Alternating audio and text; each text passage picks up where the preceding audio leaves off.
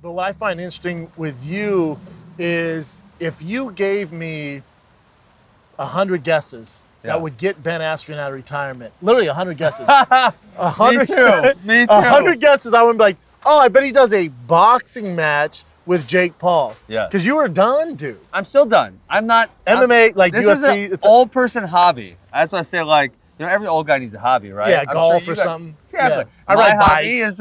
is you ride bikes. I beat up YouTube stars. Yeah, that's fair. Yeah, right? But how did this come about? Because, you know, we had Dylan Das on the show. I've had Logan Paul on the show. Me and Jake are kind of buddies. We text. Yeah. And I know he was going after, you know, like Dylan Das, all these guys. Yeah. And then when your name came up, I was like, oh, that's brilliant. If he can figure that, I doubt Ben's going to do it, but it makes sense. How did it come about in your world? He called me out on the Nate Robinson fight, and I'm like, oh, haha, it's funny. Were you watching it, or your DM really like blew up on your mentions? It was the week of, so it was before the fight. Okay. And then also after the fight. And then, so, you know, the fight was short, so I watched a couple clips from it. And it was like, so then I was responding via Twitter, but again, just thought it was a joke. Obviously, I didn't take anything of it at all. And then like 2 weeks later, I got a text like, hey, would you really do it? Yeah, sure. You know, why not? And I don't know about you, but like when I was in high school, in the Midwest, if we were bored on a Friday night, we might just like go over to my house and box each other. Yeah, fight each other. Fight each other, right? It's like fun, yeah. I love fighting. I need something to get in shape. I had surgery. December 1st was my 3 months where I could actually like start doing something. So it's like, yeah, why not? Sounds like fun. Did they offer you a number at first? Because obviously you wouldn't do it for a low amount. Like you're a former world champion, fighting the UFC, Olympian. Like you're not just gonna do it for just for fun because you want something to do. I mean, maybe I would. Really? They're only giving me money, so no. But you want to get paid. Like it's a Jake Paul fight, so also you're gonna get paid. Yes, obviously. So the first time they didn't offer me money though. It was just, hey, would you be interested? And I said, yeah, I'll think about it. You know, sure. And then the part about like if Jake Paul showed up at my gym, here's some boxing gloves, let's fucking fight. Yeah. Like I'm probably gonna fight him. For sure. You know, like, right? That's the YouTuber guy? For free. Yeah, I'll try and fuck him up. Exactly. Yeah. I do have to have some type of monetary reward in order to take my time out of my day to go do this. So yeah, they made me a nice offer, and it was something I kind of wanted to do anyways, so I said sure. Is it, you don't have to disclose certain numbers, if you just want to skip over this question, you can. Is it more than you would have made if you fought in the UFC? It's going to probably be the biggest payday of my career.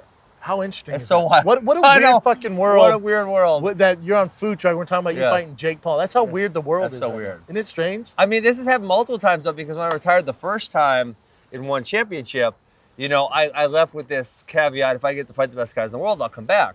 And I thought there was like a whole bunch of possibilities of this happening. One releases me, maybe they sign someone big, maybe they do something with Bellator because there was talk about that type of thing. Yeah.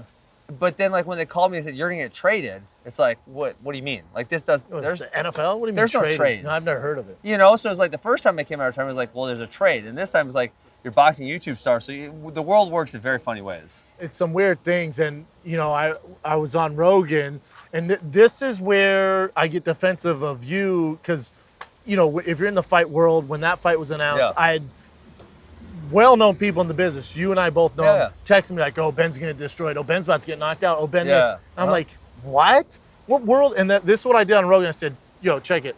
Let's take the names out of it. Say you don't know anything about either guy. And I give you the resumes. Olympian, world champion in one, world champion Bellator. The guys you beat in the UFC, Robbie Lawler, former world champion. Like, I go through all your accolades, you know, All-American, basically won the Heisman in college. I can keep bragging about you if you want. So you go down the entire list, and then I said, so there's this fighter.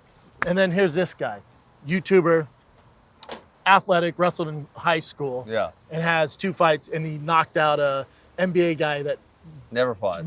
Look, the worst we've ever seen. Everyone's like, oh, dude, this guy's going to fucking dominate. That's what's so, like, I don't know if you feel, but there's the disrespect, I guess, and especially I figured the MMA community would rally around you because it basically is you kind of defend the honor of MMA versus these YouTubers, which no matter how you feel about it, these guys are doing something right. I don't know them either, so I can't comment on that. I think it's mixed, like you're saying, because obviously I'm not known for my stand-up. It's something I did not do all that well. At the same time, it's like, I got rocked one time in my entire career, practice or in a fight, and it was against George Masvidal. Unfortunately, really terrible moment in my career, right? But that was the only time. I've literally never been rocked by a punch. And so the notion that Jake Paul is going to be able to do that, I just don't see it. But, and here's the but, is like, maybe Jake Paul's a really good boxer. We don't know. There's a tiny possibility that if he's a really good boxer, yeah, I'm not going to beat him, right? Because It's not your thing. It's not my thing. Yeah. But the greater likelihood is that he's really not all that good at boxing. He really doesn't know how to deal with high-pressure situations. And I'm going to go in there and I'm going to beat his ass. That's way more likely than the other way. Agree. Yeah. And that's the odds should show that. I don't know if there's even odds for this, but I just think the MMA community in general should recognize that you've been in there with absolute monsters and get knocked out.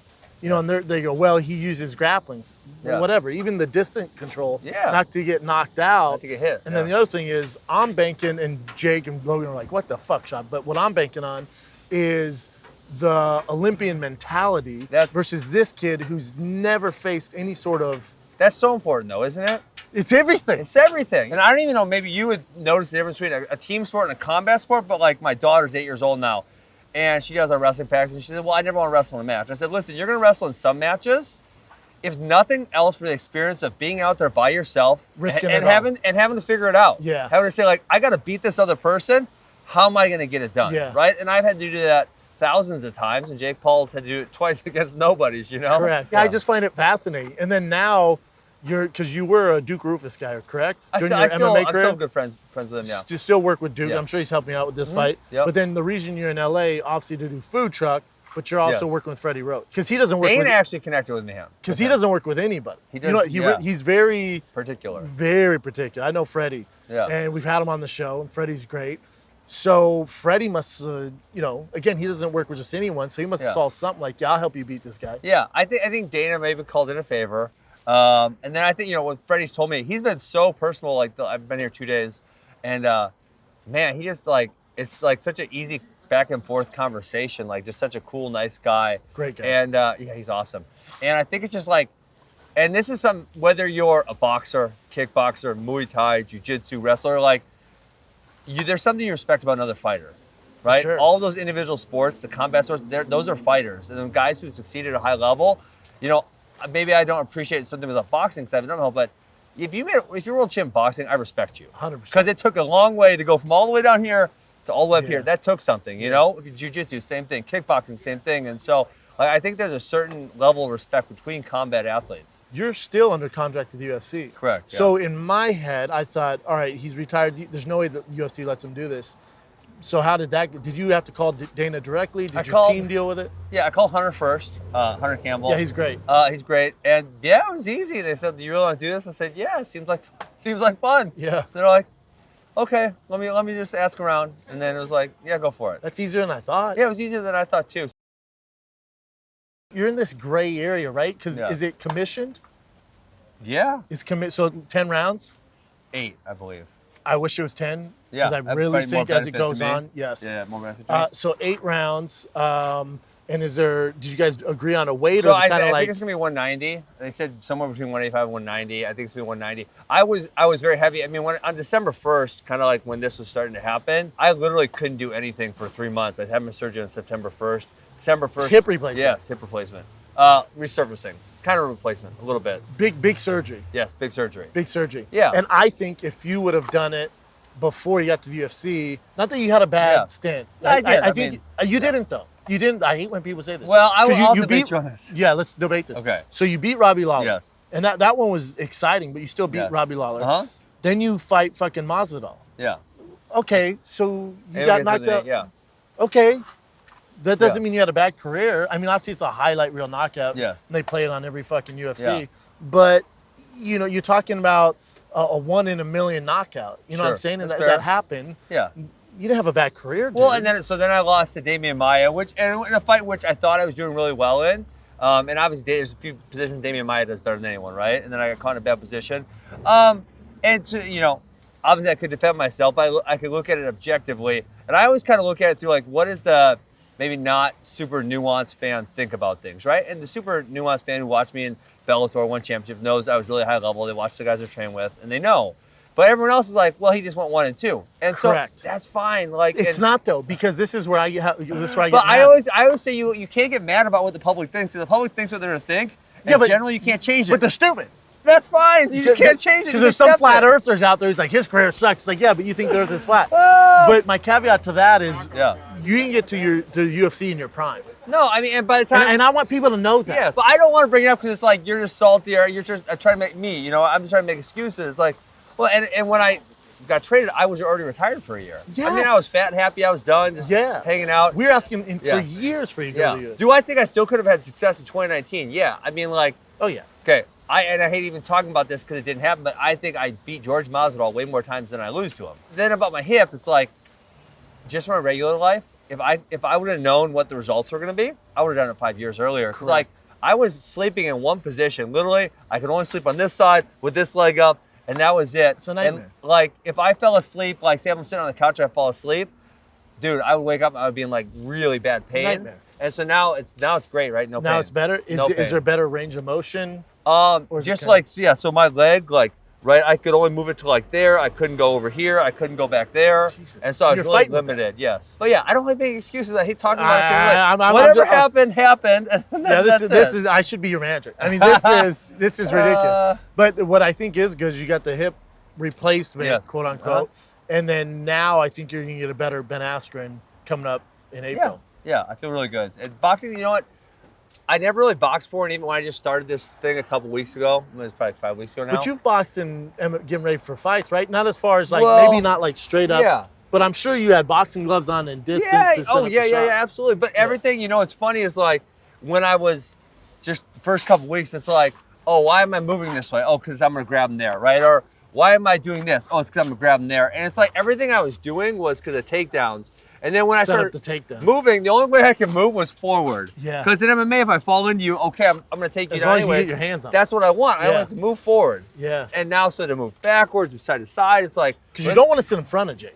do not. Because he is a big, athletic, he's powerful big and dude. athletic, Yeah, got some hard you just punches. want to sit in front of him. For me, it's been fun learning, like, even just to understand the sport of boxing more. Yeah. Right? Because I think kind of MMA is its own unique beast.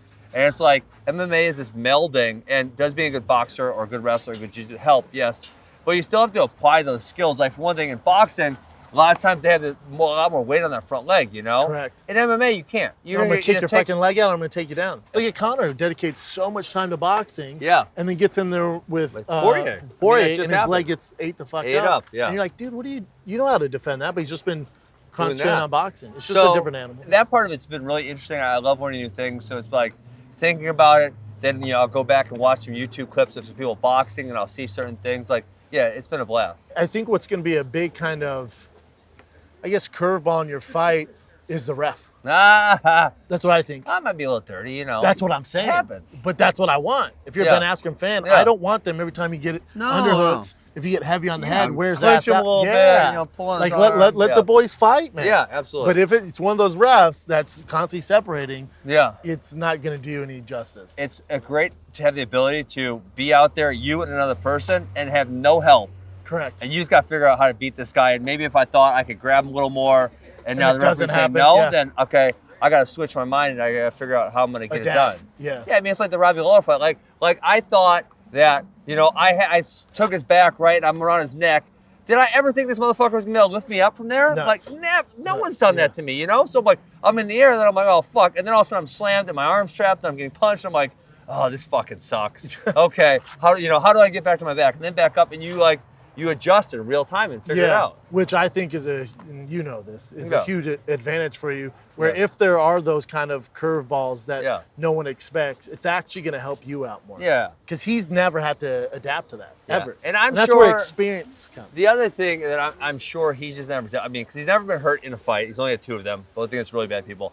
And I'm sure whoever he's bringing into his camp is not actually trying to hurt him, right? They're No. trying to work with him, Yeah. trying to get him better, but they're not trying to fucking fight him. Yeah. So I'll get you out on this. If you have to give a prediction for the fight, I know what I think's going to happen, Yeah. but again, Jake and Logan are buddies, so I don't Yeah. How do you picture Yeah, it going I said 7th round Because you're a TKO. smart guy. Yeah. Yeah. I said 7th round TKO. I think I'll stick with that. I'm not a power puncher, never have been. I've got like the slowest twitch muscle fibers ever on planet Earth. But I can last a really long time, so that's You get good fantastic. cardio. So I think it's gonna be one of those things where, you know, he probably looks good for a round or 2, and then he starts slowing down. And, you know, it doesn't matter. I told you earlier, it doesn't matter how many training sessions you've been in. Until you're out there by yourself and it's you and another person, Experience. Yeah, mentally you can feel. And like I posted that one video. He actually wrestled a kid I'm kind of good friends with. He gave up.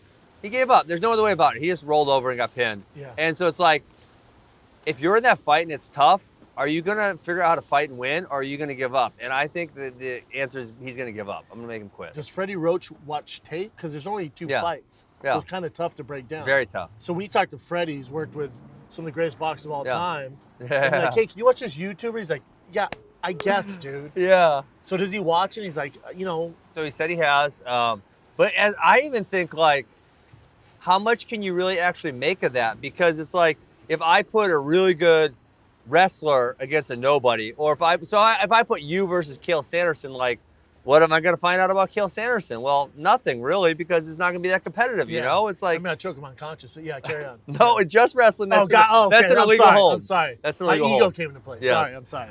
Yeah, I put my hand on counter choke. No, you carry on. So I mean, horrible example, but yeah, I carry on. it's just like I feel like there's not much to take from it because those guys were so bad at what they do. Yeah, like Nate Robinson never fought before. It looked like he had literally never even sparred. I felt bad for him. When he got punched the one time, it was like he just like lost his mind. I felt bad for him. Yeah. It was like, oh, what's the worst that can happen? That's the worst. Yeah. So I'll stick with my 7-round TKO prediction. I like it, man. Yeah. Well, April 17th, and it's in Atlanta. Mercedes-Benz Stadium. With no fans. What? Yes. Listen, I didn't make the decision. They're buying this exquisite, gigantic stadium, and they're not having any fans there. Atlanta's popping, too. I know. Talk to Triller. All right, I'll talk to him. Yes. Ben Askren, everybody. Good luck, brother. Thank you. Appreciate it.